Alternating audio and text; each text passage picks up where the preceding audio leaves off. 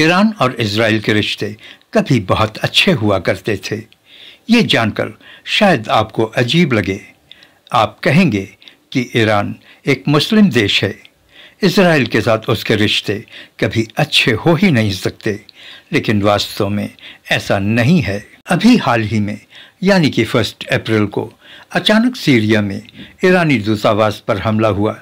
दमिश्क, सीरिया के राजधानी में स्थित ईरानी दूतावास पर हुए हमले में करीब 11 लोगों की मौत हो गई। आपको बता दें कि इस हमले में मरने वालों में Iran revolutionary guard corps IRGC के अल कुद्स बल के एक सीनियर कमांडर भी शामिल थे।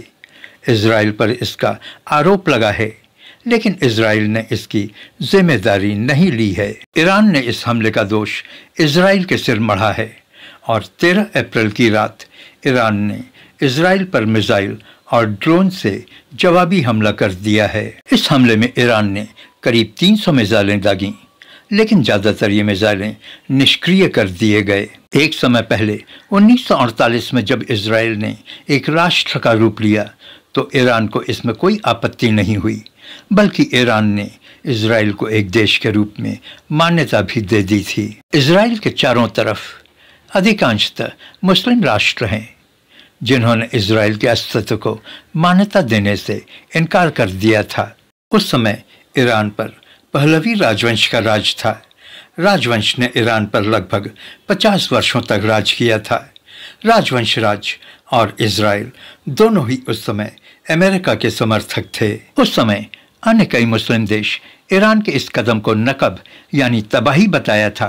कहते हैं कि इजराइल के बनने से करीब 7 लाख से अधिक फ़लस्तीनी बेघर हो गए थे और उन्हें अपनी ज़मीन जायदाद से बेदखल होना पड़ा था। उस समय का माहौल एक शीत युद्ध की तरह था। उस दौरान ईरान अमेरिका के काफ़ी करीब था और उसको अमेरिका का काफ़ी समर्थन मिला हुआ था। वहीं इजराइल को भी अमेरिका और यूरोप का साथ मिला हुआ था। आपको बता दें कि ईरान में यहूदी काफ़ी बड़ी संख्या में रहा करते थे।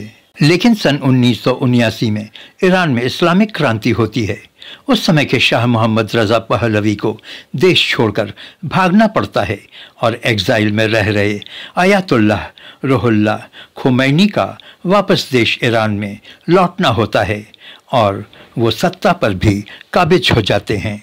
यहीं से दोनों देशों ईरान और इजराइल के बीच के संबंधों में खटास पैदा होना शुरू हो जाता है। इस्लामी क्रांति के बाद से ईरान, जो कि पारसियों का देश माना जाता था, वही ईरान अब एक इस्लामी गणतंत्र के रूप में बदल जाता है और यहीं से ईरान की सोच में बदलाव आता चला जाता है और यहीं से पारसियों पर अत्याचार शुरू हो जाता है। वक्त गुजरने के साथ ही साथ ईरान और इजराइल के रिश्ते कड़वे होते चले जाते हैं।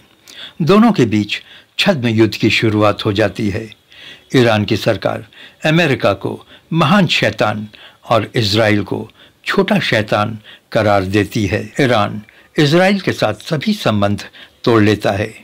एक देश से दूसरे देश नागरिकों का आना जाना बंद हो जाता है। उड़ान सेवाएं रद्द कर दी जाती हैं।